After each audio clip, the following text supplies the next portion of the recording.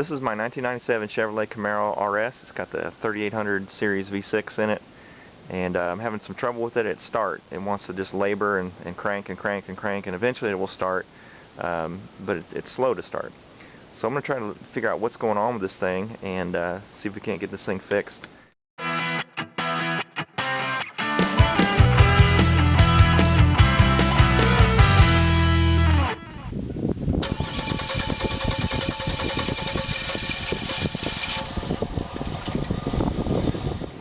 Alright, as you saw, the car labored at start. It just cranked and cranked and cranked. Eventually it started. So there's definitely something wrong with this thing that I need to inspect. And I have two ideas as to what could be causing this. Let's check it out.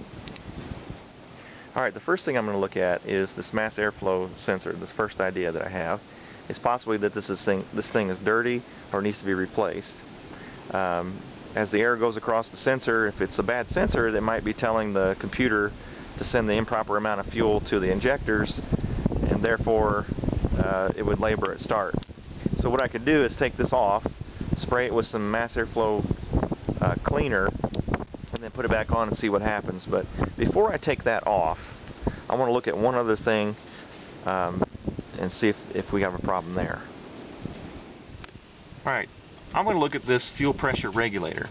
Now this thing, if it's bad, can cause the improper amount of fuel to go to your injectors as well, cause labored start. Once the car starts, it could have rough idle or even stall. Now I've had, again, slow start, and I've also had some rough idle, so I think that this might actually be the culprit. In order to test to see if this thing is bad, one easy way to check is to pull the vacuum line off of the regulator. And congratulations, if you're an F-body owner, you've got another hard part to reach. But anyway, I'm going to take this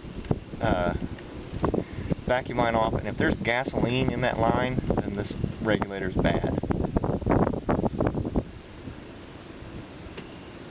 And as you can see, gas just came out. So the diaphragm's bad in this thing, so we're going to have to get this thing replaced. So let's get started. Alright, the first thing I'm going to do is take the gas cap off and just release the pressure from the tank. Alright, I'm going to pull the fuse for the fuel pump. I'm not exactly sure which one it is. So I've got my owner's manual out, and it looks like this one here, powertrain control module and fuel pump relay. So it's the PCM BAT. So it's this one right here. So I went ahead and pulled it, and I'm going to turn the key and try to see if the fuel pump kicks on.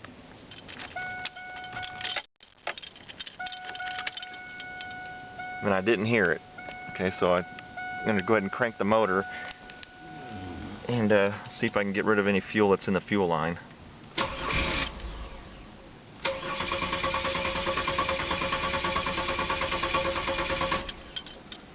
Okay, so that should get rid of the pressure in the fuel line. Next thing I'm going to do is disconnect the battery.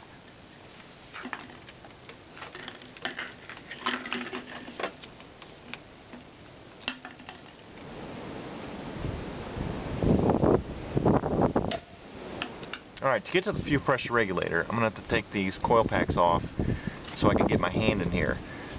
These aren't terribly hard to remove, but the tricky part is if I go to take the spark plugs off, I want to make sure that I have them back in the right spot. So what I've done is just marked them with a marker so that I have them put back in the same place.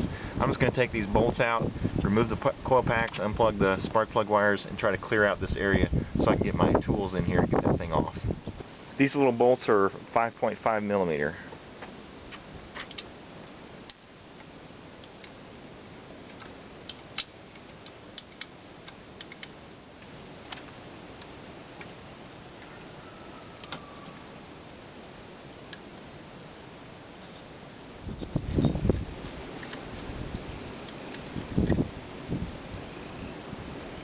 Now I'm going to move this wiring harness out of the way.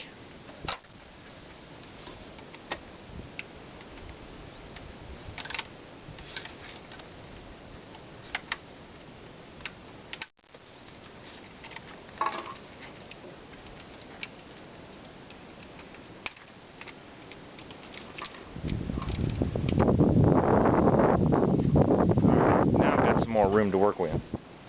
Alright, I'm trying to get this thing figured out. How am I going to get this regulator out of this fuel line. This silly thing is facing the opposite direction, so I can't see exactly what's going on the front side of that regulator.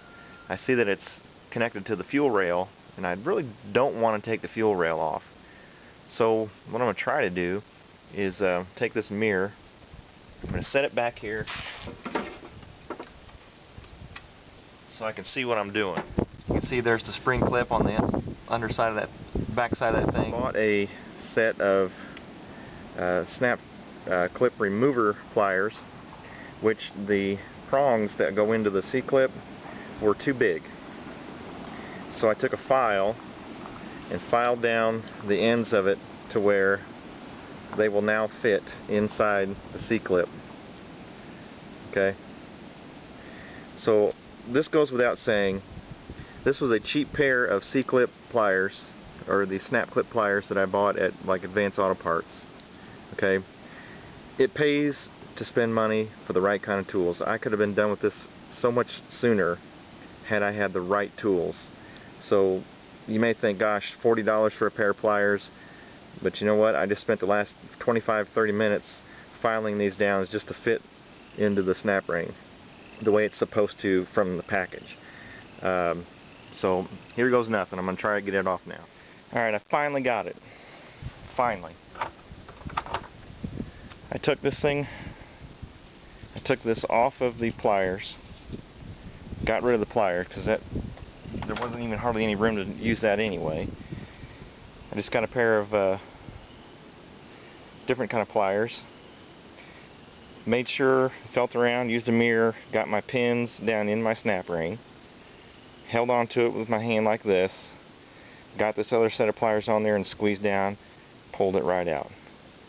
It pays to have the right tools, otherwise you end up like me, doing something the redneck way, filing down a tool that should have worked to begin with, and searching for other tools just to get something off that should have taken only 5 minutes. Alright, now with the snap ring out, I'm going to pull out the old regulator. I'm going to put a rag down, catch any gas that might come out.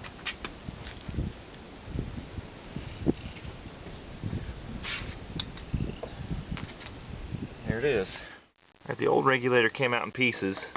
The screen and the two O-rings, I had to pick them out. So now that that's clear, let's put the new one in.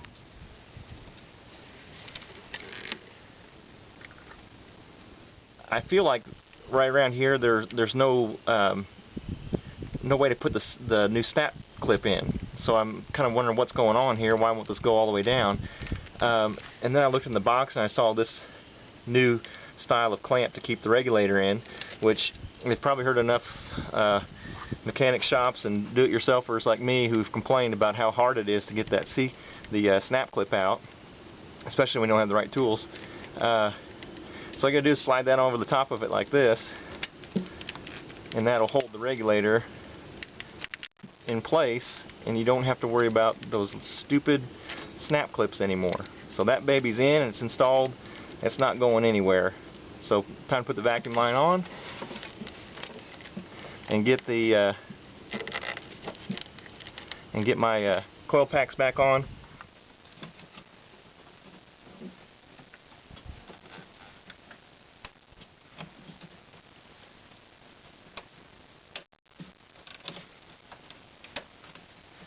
Alright, we'll put the battery back on, plug in the fuel pump relay fuse, and fire this baby up.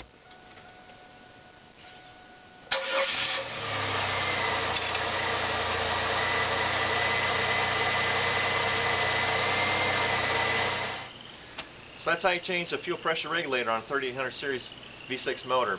The F-body doesn't give you a whole lot of room to work with, so it's kind of a challenge to get this thing off and replaced, especially having the regulator face the opposite direction and take a snap ring off that you can't even see.